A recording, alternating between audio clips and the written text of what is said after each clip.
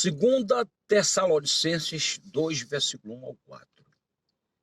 Nós temos aqui um registro onde nós podemos comprovar as duas fases na segunda vinda de Jesus.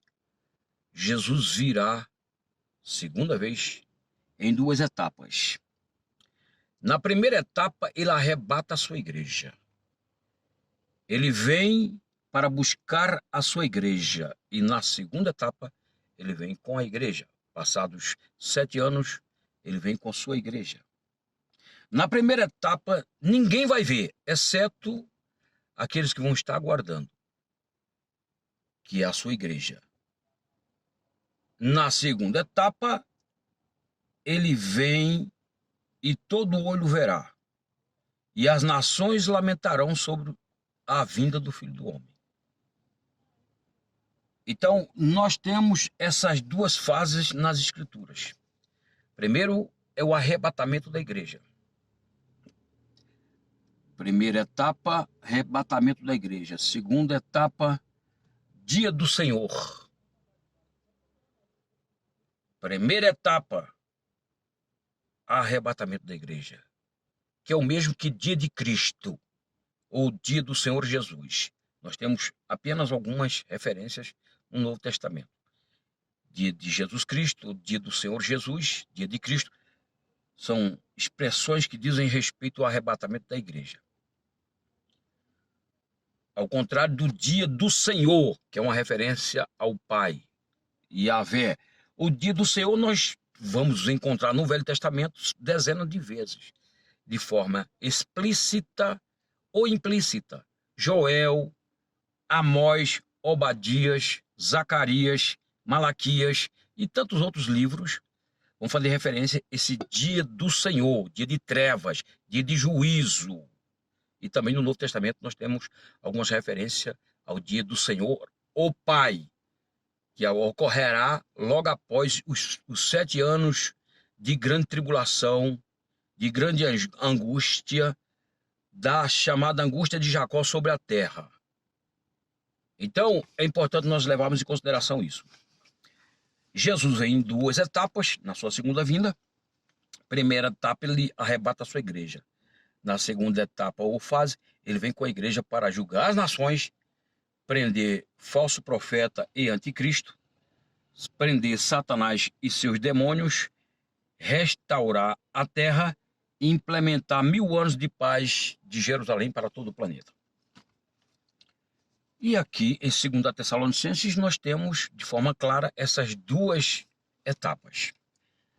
Capítulo 2, versículo 1 diz o seguinte: irmãos, aqui está falando para uma comunidade que se encontrava na cidade de Tessalônica, uma comunidade cristã. Paulo não está escrevendo a ímpios, Paulo não está escrevendo a incrédulos, Paulo não está escrevendo a agnósticos, Paulo não está escrevendo a ateus. Paulo está escrevendo a uma igreja, a uma eclésia que se encontrava ali, uma comunidade de salvos. Irmãos, no que diz respeito à vinda do nosso Senhor Jesus Cristo e à nossa reunião com Ele, nós vos exortamos. Reunião com Ele. Aqui está falando da primeira fase, arrebatamento da igreja.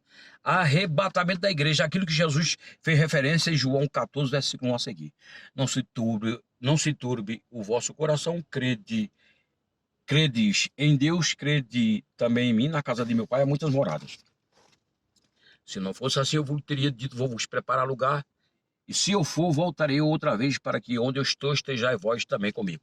Então, Jesus está fazendo referência ao arrebatamento da igreja, está em paralelo com essa passagem aqui de Paulo. E aí ele continua: vos exortamos a que não vos demovais da vossa mente com facilidade, nem vos perturbeis, quer por espírito, quer por palavra, quer por epístola, como se procedesse de nós, supondo que tenha chegado o dia do Senhor, dia com D maiúsculo. Aí sim, diz respeito ao dia quando Jesus vem com a igreja. Esse dia do Senhor, ele será inaugurado a partir daquele dia quando Jesus virá na guerra do Armagedon, dias de trevas. onde a Bíblia fala que as nações vão se levantar, os líderes e chefes de países, contra Israel, para exterminar Israel da terra, e Jesus intervém justamente aí para salvar os remanescentes. Aqui Paulo identifica 3 fontes de informação: Espírito, informação proféticas, palavras, informações oral, epístola, informação por meio de carta. E Paulo fala: vocês estão pensando que essas fontes aí têm a sua origem em mim e nos meus companheiros? Negativo. Não tem nada a ver com aquilo que eu já tenho ensinado a vocês.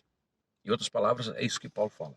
Mas as pessoas estavam corrompendo muitos da igreja com esse tipo de informação falsa, afirmando que o dia do Senhor já tivera vindo, já tivera acontecido. Aí o Paulo fala o seguinte, ele cita 2 fenômenos aqui que precederão, que hão de preceder o dia do Senhor, que se dará passados 7 anos do governo do anticristo. Aí ele fala: isso não acontecerá sem que primeiro se manifeste o filho da perdição, o homem do pecado e a apostasia.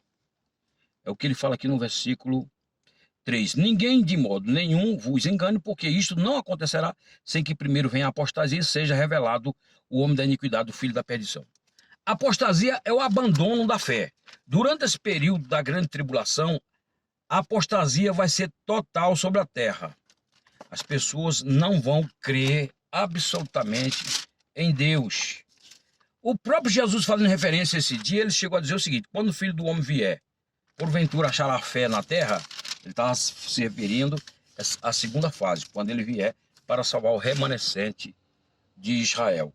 Capítulo 9, versículo 20 e 21 do Apocalipse, dizem-nos o seguinte: os outros homens, aqueles que não foram mortos por esses flagelos, lembrando que vai haver vários eventos catastróficos durante este período. A Bíblia fala de 7 selos que serão abertos, 7 trombetas vão estar tocando. Cada evento desse trará como consequência calamidades, catástrofes, mortes, mortandade, como nunca houve. Disse Jesus: se aqueles dias não fossem abreviados, não escaparia ninguém. E 7 taças da ira do Cordeiro virá sobre os homens.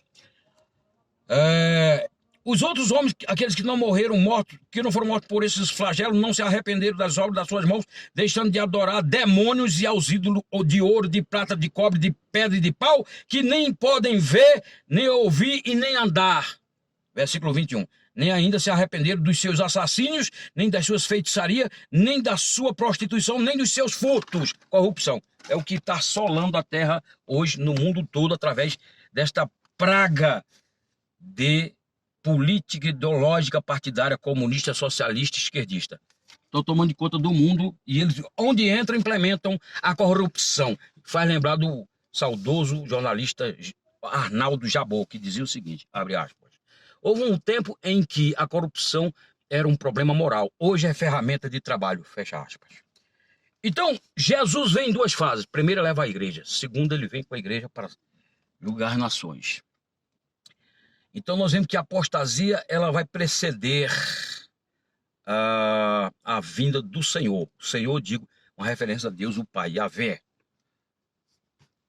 Ok, versículo 4, para encerrar, diz o seguinte: o qual se opõe e se levanta contra tudo que se chama Deus ou é objeto de culto, a ponto de se assentar no santuário de Deus, ostentando-se como se fosse o próprio Deus.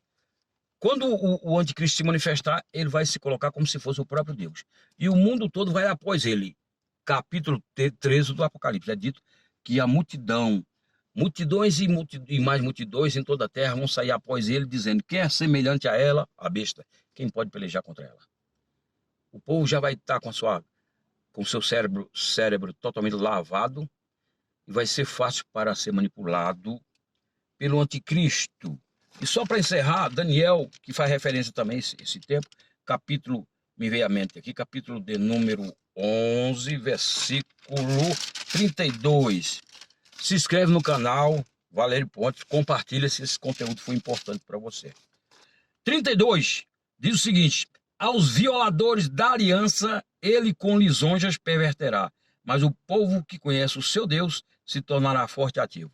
Deus vai salvar o remanescente, aqueles que permaneceram na aliança com Deus durante o período da grande tribulação. Mas a grande maioria será condenada, porque rejeitaram o contexto de 2 Tessalonicenses. Depois é só continuar lendo, você vai ver que Deus vai enviar a operação do erro para que dê crédito à mentira. Estamos vivendo um período chamado de pós-verdade. Eles vão dar crédito à mentira, Deus vai permitir para que sejam julgados todos quantos não creram na verdade, não amaram a verdade. E a verdade é Jesus. E serão todos julgados e condenados porque se deleitaram com a mentira. Deus nos abençoe, em nome de Jesus. Amém.